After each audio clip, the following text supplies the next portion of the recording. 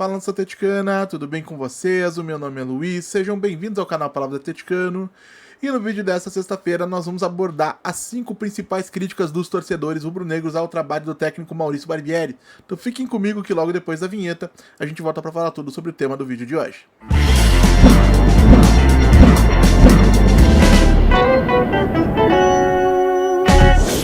Então vamos lá para o tema do vídeo de hoje, pessoal, porque na manhã dessa sexta-feira, de maneira bastante despretensiosa, eu postei uma mensagem no meu perfil do X, antigo Twitter, questionando os torcedores se as críticas ao trabalho da comissão técnica pelos maus resultados contra o Cuiabá e contra o Novo Horizontino não seriam um pouquinho exageradas, não estariam um pouquinho acima do tom, considerando que tanto o Cuiabá quanto o Novo Horizontino são duas equipes que, assim como o Atlético, vão brigar, possivelmente, por uma vaga na Série A do Campeonato Brasileiro na próxima temporada.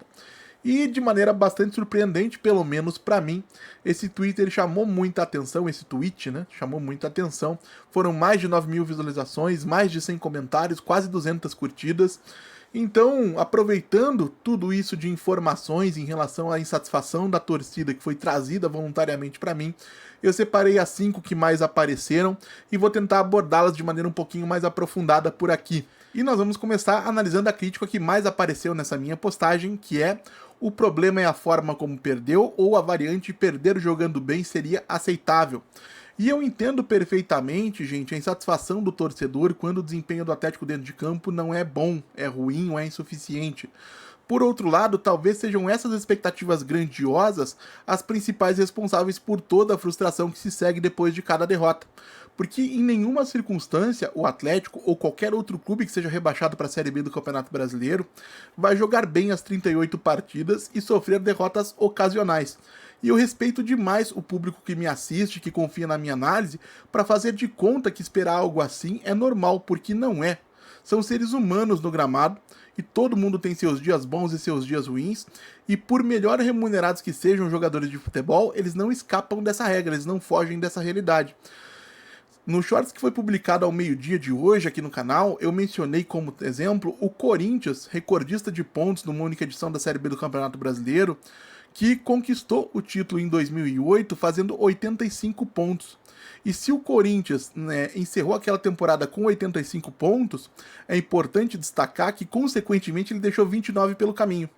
E eu falo de um Corinthians que, pelo regulamento daquela ocasião, manteve uma arrecadação de Série A estando na Série B e que tem uma das maiores torcidas do país e, como consequência, também uma das maiores arrecadações.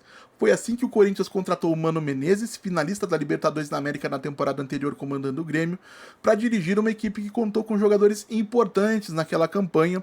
Alguns deles chegaram inclusive à seleção brasileira, como o goleiro Felipe, o zagueiro Chicão, o lateral esquerdo André Santos, o volante Elias, o meio atacante Douglas e o atacante Dentinho. Então, gente, se aquele Corinthians, naquelas condições, deixou mais de um quarto dos pontos disputados para trás, não vai ser o Atlético que vai fazer uma campanha impecável. Por sinal, nas últimas 5 edições da Série B, os clubes que garantiram o acesso foram derrotados em média 9,1 vezes. O Barcelona do Hansi Flick, que é um dos principais clubes da temporada europeia no momento, sofreu 5 derrotas em La Liga, uma derrota na Champions League e pode perder outras partidas aí ao longo da temporada. Nada impede, ainda tem muita coisa para acontecer. Então, gente, não vai ser o Atlético Paranaense do Maurício Barbieri que vai chegar ao final da temporada com 3 ou 4 derrotas no currículo, e isso não faz da temporada do Atlético um fracasso. Uma segunda argumentação que surgiu bastante foi que não temos desempenho consistente nem nas vitórias. E esse aqui já é um argumento um pouquinho mais difícil de confrontar, porque jogar bem ou não é um pouco subjetivo. Mas o Atlético, por exemplo, derrotou o CRB na Liga Arena, que até então era líder da Série B com 100% de aproveitamento, dominando o clube alagoano, abriu o placar em uma jogada de bola parada e não concedeu uma única oportunidade clara de gol ao CRB depois de estar na liderança do placar. E ainda acabou marcando o segundo gol nos minutos finais com o Renan Peixoto. Pode não ter sido um desempenho dos sonhos, mas eu considero uma partida segura e uma boa vitória. Contra o Paysandu e o Criciúma, que o Atlético venceu, realmente o desempenho não foi bom, mas não quer dizer que o Atlético nunca jogue bem. E aí é que entra o terceiro ponto, o terceiro tópico dessa nossa conversa, que é: falta um técnico de verdade. O time é covarde, não apresenta evolução. E eu nem sou um grande fã do Maurício Barbieri, gente. No vídeo da análise da contratação do treinador, eu me recordo de ter dado uma nota 6 para a escolha da diretoria. Não é um nome que me empolgue, mas também não chega ao ponto de ofender a minha inteligência, que foi o que aconteceu quando o Atlético contratou o Lúcio na última temporada.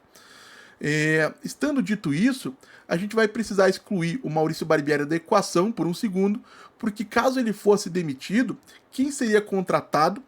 E eu nem estou falando para o histórico recente das escolhas da diretoria. Eu estou pedindo que você, que está me assistindo, pense e me diga que treinador toparia assumir o Atlético nesse momento. E não adianta sonhar com Tite, com Dorival Júnior, com Mano Menezes, Fernando Diniz e outros que têm mercado garantido na Série A, porque esses não serão contratados porque certamente não vão querer assumir o Atlético nesse momento. E também não é fácil falar de estrangeiros consolidados para trabalhar na Série B do Campeonato Brasileiro. Ramon Dias, Paulo Pesolano e outros são carta fora do baralho por desinteresses deles próprios. Qualquer estrangeiro que seja contratado pelo Atlético para trabalhar na Série B, invariavelmente vai representar uma aposta talvez na mesma proporção que o próprio Maurício Barbieri, talvez até uma aposta maior. Então, gente, não me entendam mal. O Atlético, em abstrato, certamente tem orçamento e estrutura para convencer um bom treinador a assumir o clube na Série B. Mas com essa diretoria, vocês realmente acreditam nisso? Se você fosse um técnico com um mercado na Série A, como o Thiago Carpini ou o Léo Condé, por exemplo, você abandonaria projetos onde você já tem um modelo de jogo consolidado para trabalhar em um Atlético que teve 5 treinadores na última temporada e cujos responsáveis por essa bagunça permanecem no comando do clube? Não, né? Eu também não. Essa aqui é a grande verdade. E isso mesmo sendo torcedor. Então, gente, verdade seria precisa. A gente precisa sempre falar a verdade. Demitir o Maurício Barbieri dificilmente não significaria assumir uma aposta, tá? Uma outra aposta.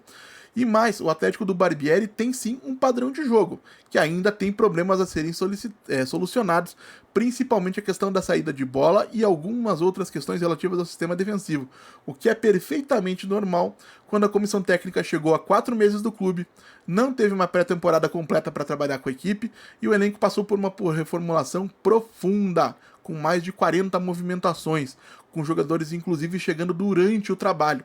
E sobre a questão da covardia, é bonito para as redes sociais falar sobre isso, mas em termos de análise é um diagnóstico muito raso, tá? Contra o Cuiabá, por exemplo, foi o Cuiabá que empurrou o Atlético para trás. A gente cai muito nessa armadilha de esquecer que do outro lado tem uma outra equipe, que essa outra equipe também sabe jogar bola. E que em alguns momentos eles vão conseguir surpreender o Atlético. Então, por mais que o elenco rubro-negro por mais que o elenco do rubro-negro seja o melhor da competição, isso pode acontecer e o Cuiabá teve todos os méritos naquela ocasião. Da mesma forma que o Maurício Barbieri cometeu sim erros que podem ter contribuído para que o Atlético não conseguisse recuperar o controle daquela partida. Isso inclusive foi objeto de vídeo aqui no canal e eu não estou passando pano para o treinador por estar falando disso. Quando a gente fala da quarta reclamação mais constante, deixa eu tomar um golinho de água, que é falta de vontade ou raça, aqui a gente tem outro argumento difícil de derrubar, porque eu não tenho como saber o que se passa pela cabeça do jogador quando eles estão dentro de campo, e evidentemente quem faz uma crítica como essa também não. Então é sempre uma dedução. Então, pessoalmente, eu não acredito que haja desinteresse ou falta de vontade por parte desse elenco. Na derrota para o Novo Horizontino, por exemplo, falou-se muito sobre falta de intensidade, uma suposta imposição física dos paulistas, mas eu trouxe no pós-jogo de ontem que o Atlético enfrentou fisicamente o Novo Horizontino, dividiram duelos físicos em 50%, tanto no primeiro quanto no segundo tempo. Pode não ter dominado o Novo Horizontino, mas também não foi dominado. O que aconteceu foi um Novo Horizontino sendo melhor que o Atlético e dominando o Atlético na bola. Então, sempre que o discurso de raça surge, me parece uma crítica meio vazia de conteúdo, que não se presta a identificar reais problemas da equipe que precisam ser solucionados.